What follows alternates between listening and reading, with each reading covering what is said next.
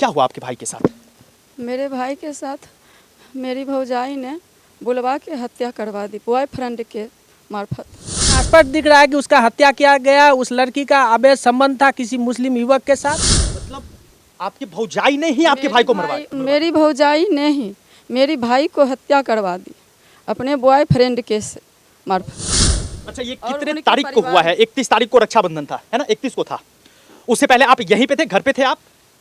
यहाँ पे थे, मतलब अभी जहाँ हम लोग हैं समर्था कल्याणपुर में आप थे? हम अपने ससुराल में थे। अच्छा, ससुराल थे। हाँ। तो वहीं पे आपको पता चला कि मेरे भाई की हत्या हो गई है? हाँ, अच्छा।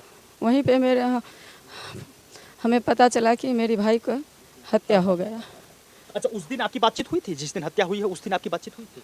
उससे एक दिन पहले हम बात किए थे। 26 तारीख की भी बात किए, 28 तारीख की भी हम बात किए। तो भाई बोला, दीदी हम यहाँ हैं, हम सबसे बड़ी बहन हैं, हमको पहले शादी हुआ उसी टाइम से बता रहा था जी लड़की सही नहीं है। उसको हम समझाते थे, बुझाते थे, कहते थे जी बाबू तुम 2 महीना और इंतज़ार करो। लोग लाज हनिया मैंने उसको हम समझा बुझा के रखते थे जो ऐसा मत करो, 2 महीना के बाद हम उसको विदागरी करवा के ले आएंगे, वो अपना सुधर जाएगी। उसके बाद तुम नहीं जाने देगा तब वो ऐसा काम नहीं करेगी। वो मेरा बात मान गया, बोला ठीक है तुम कहती है तो हम मानते हैं। हम उसको बोले, उसको समझाया, जो भैया को बोलेंगे जिया जी रहेंगे और भैया सब हैं, सबको हम तुम धैर्य से रहो, इसको सुधरने को मौका दो, ये सुधर जाएगी। जतरा हम विदागरी करवा के हम ले आएंगे उसको। अच्छा, ये शादी के बाद और उनकी मौत जो हुई है, उनकी हत्या हुई है, इससे पहले आपको ये बताते थे कि मेरी पत्नी जो है वो सही नहीं है, ये बताते थे आपको? हाँ। अच्छा, बातचीत होती थी तो ये बताते हाँ, थे? वो हमको बार बार यही कहता था। हाँ। तो हम उसको, अपना छोटा भाई है, हम सोचे पति पत्नी का मैटर है, हम उसको बहुत समझा बुझा के लोग समाज के मैंने उदाहरण दे के बाबू ऐसा करने से अच्छा नहीं होगा। तो बोला ठीक है, हम सबसे बड़ी बहन है, वो मेरा बात मानता था। तो हम उसको बोले भैया और को बताएंगे, तो बोला ठीक है।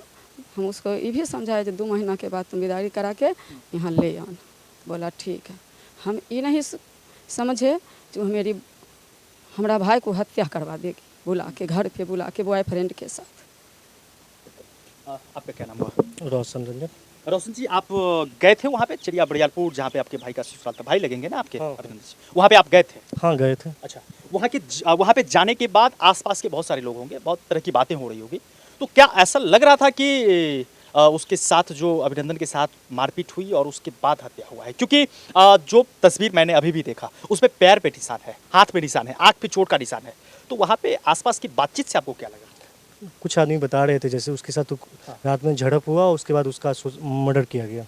अच्छा, हाँ, मतलब कुछ झड़प हुआ और उसके बाद फिर मारपीट सब करके? परिवार मिलके उसका मर्डर किया गया। अच्छा, अभिनंदन रहते कहाँ पे थे?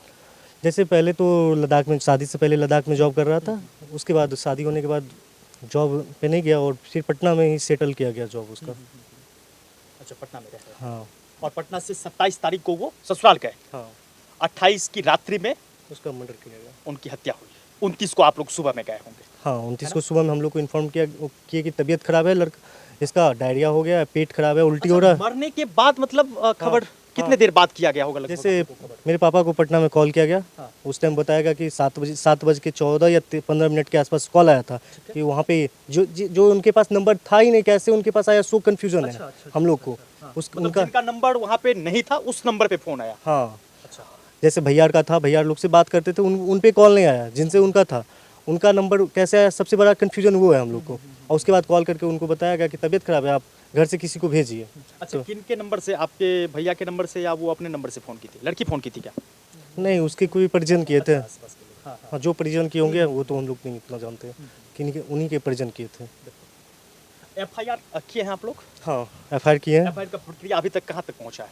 अभी तक तो कुछ नहीं मालूम चला है। पुलिस प्रशासन वहाँ बैठी हुई है, आराम से बैठ के मजा ले रही है, कुछ बैठे हुए, कुछ नहीं, पकड़ नहीं रहे। 100 मीटर के अंदर उसका घर है, पुलिस स्टेशन से 100 मीटर के अंदर। स्थल जो है वो थाना से बहुत करीब है। 100 मीटर बोल रहे, 100 मीटर के अंदर है, उसके बावजूद कुछ नहीं कर रहा है। पैदल भी जाएंगे तो वो पकड़ सकते हैं, ऐसा भी नहीं कर रहे हैं। FIR दर्ज हो गया है ना, ये पता है आपको? FIR दर्ज हो चुका है। जी, कुछ बोलना चाहेंगे? हाँ। देखिए सर, हम लोग को जब पता चला तो हम लोग वहाँ गए। तो अगर उसका मर्डर हुआ है सर, तो मर्डर हुआ है या वो अपने से कर लिया, उन लोगों का कहना है कि अपने से फांसी लगा दिया। तो पंखा में जब फांसी लगा लेता है तो सबसे पहले वहाँ 50 गज की दूरी पे थाना है, तो पुलिस प्रशासन को इन्फॉर्म करके दिखाया जाता है। किसी भी एक प्रशासन के आदमी को कि सर ये हुआ है, उसका एविडेंस रखना चाहिए उनको, लेकिन एविडेंस तो कुछ कलेक्ट करके नहीं रखा।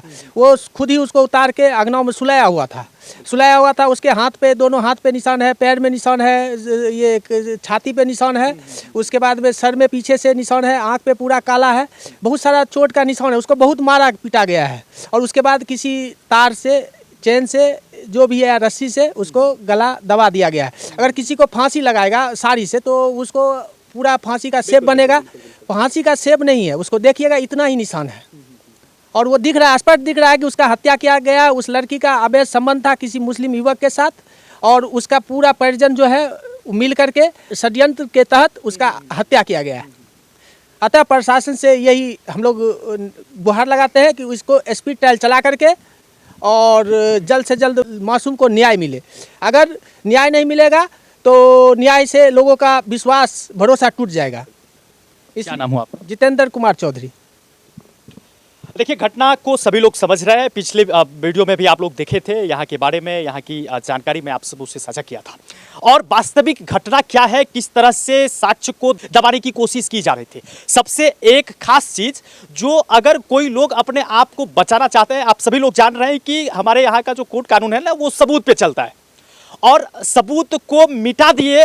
जिनको बचना था इस घटना से, खुद को बचाना था, वो लोग कैसे सबूत को मिटा सकते हैं? क्योंकि जब ये आरोप लगाया जाता है कि आत्महत्या उन्होंने खुद किया, अभिनंदन, और पंखे से साड़ी को बांध के और उसके बाद वो आत्महत्या किए, तो उसके बाद फिर वो साड़ी कहाँ चला गया?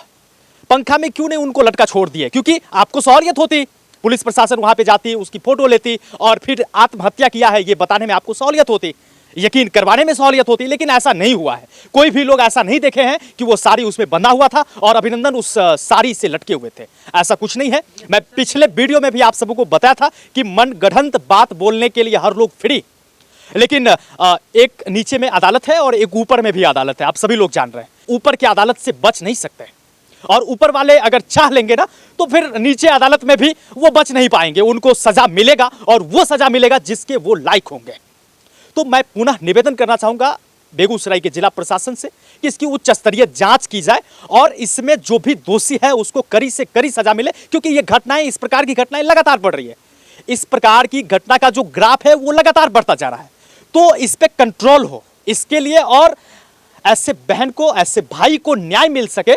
अभिनंदन को तो न्याय नहीं मिलेगा क्योंकि वो तो ऊपर चले गए, लेकिन ऐसे बहन को इंसाफ मिल सके, ऐसे बहन को न्याय मिल सके जो अपने भाई के इंतजार में राखी लेके बैठे हुए थे।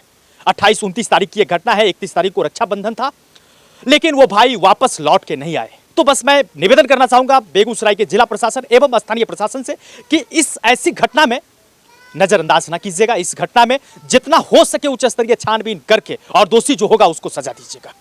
बाकी आगे क्या होता है मैं निश्चित रूप से आप सबों से साझा करूंगा। तब तक के लिए जय हिंद।